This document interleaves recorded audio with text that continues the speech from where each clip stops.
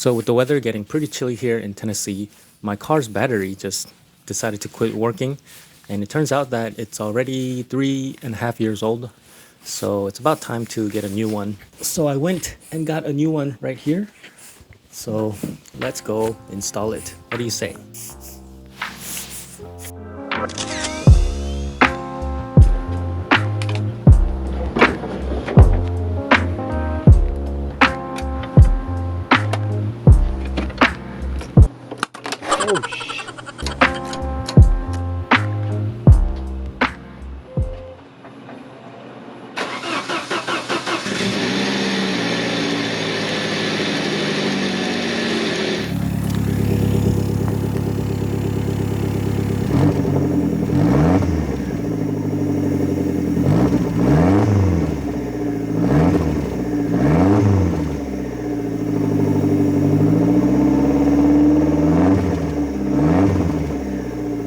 And one more thing before we get to the meat of this episode, my passenger side blinkers have been out for a while, so instead of replacing it with boring halogens, I went with Oxydo's Ember LEDs.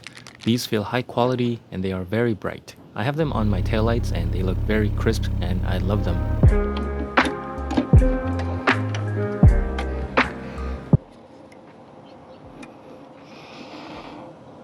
So in my infinite wisdom, I ordered the wrong bulbs. This is the bulb for the turn signals, and as you can see here, there's two contact points. One is for, I guess, the daytime running lights, and the other one is for the blinkers. My new bulbs only has just one contact, so it's not going to work. So instead of returning that bulb, I'm going to put it in this socket, which has the one. And this socket is the one that lights up when you put the car in reverse. It's like the reverse light side illuminator, I guess you could call it. And I think it'll work well with this because this is very bright. So let's see if that works.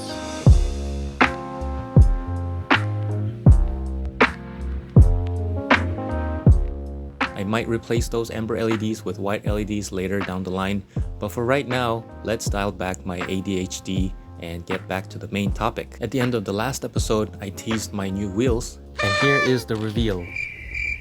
I know these are not Saab wheels, but they are period correct at least because they are from a Fox body Mustang, and the Fox body is from the same era as the 900. These are better known as the pony wheels, but the reason I got these is because my stock SPG wheels are 15 by 5.5 and they are on 195/60 15-inch tires.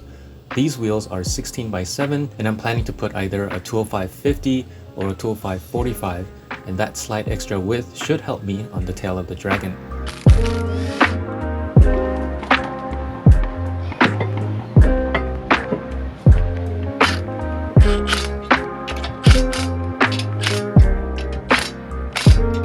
So as you guys saw, even though these bolt right on because they have the same bolt pattern, it's not the right way to do it because the center hub here is slightly smaller on the wheel versus the hub. So if you see this part right here, that's the lip of the hub on the car. That lip is supposed to go under the surface of the wheel, sort of get tucked in under there, but because the bore size of the wheel is smaller, it's not fully getting seated in there. So even though this looks completely centered, I mean, it might be because we have the Saabs have tapered lug nuts or lug bolts. It's still not perfectly round, and at high speeds it's gonna start vibrating. If you compare how the Saab wheels sit on the hub, you can see there the wheel is completely sitting outside of the hub lip, so it's like completely in, and I don't know how to explain it, but yeah, it can't be like sitting on the lip itself. It's gotta be like sitting outside the lip. I suck at explaining things.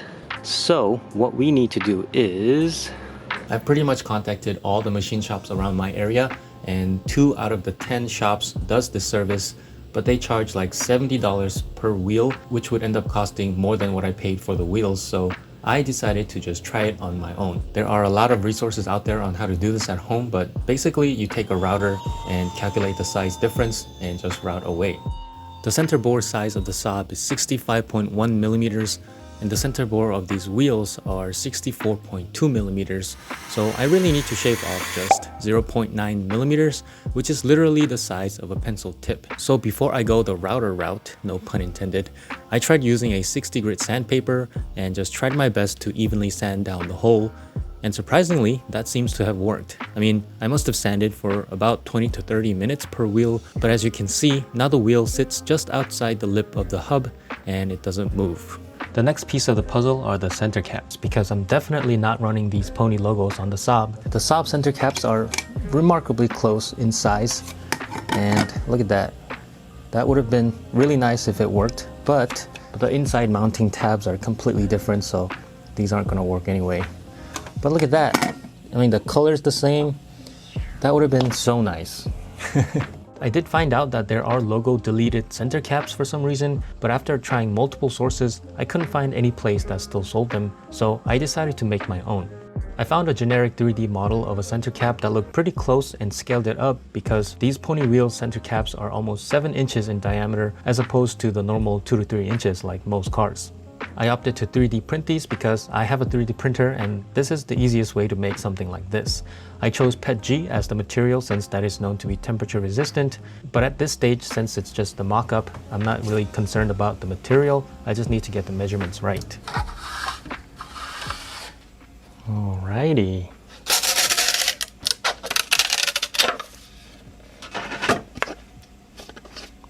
Looking pretty good. There's a comparison. It does look a little bit bigger, but this looks pretty promising. Let's go check it out. Oh no, it's a little big, I think. I can try to force it in.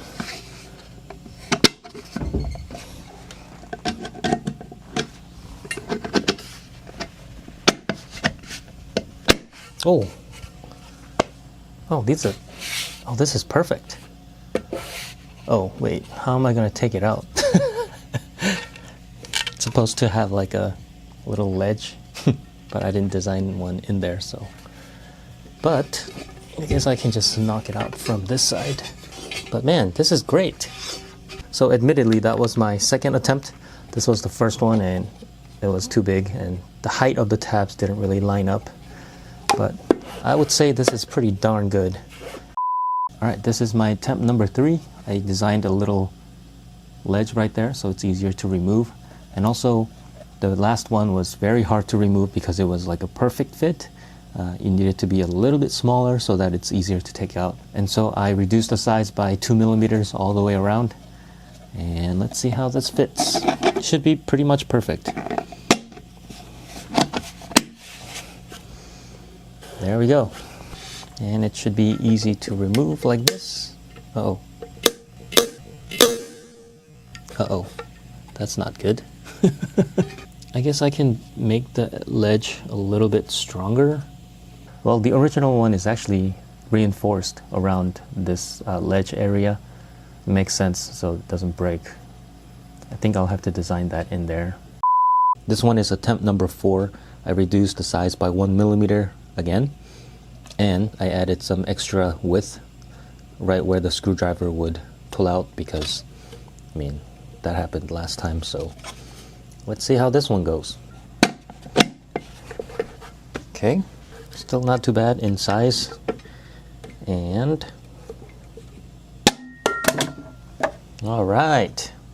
I'll be prepping and painting the center caps and restoring these wheels on another video, but that will take some time and I don't want it to slow me down.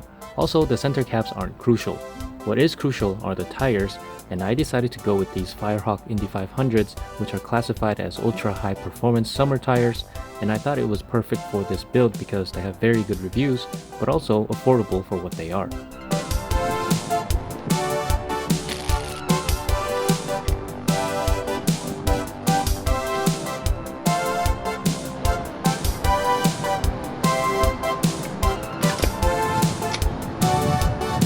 That is so high, what the heck? Oh my goodness, that's way too high. Well, now I know what I need next. The rears aren't so bad, I mean, they look okay, but that front, man. Oh boy. Other than the monster truck status, I'm still very satisfied with the outcome. One of the worst angles on this car was the rear, not because of the car, but because the tires were so thin and were placed too much to the inside of the wheel well. But with these wheels and tires, we've eliminated that unstable stance, and that for me is a win.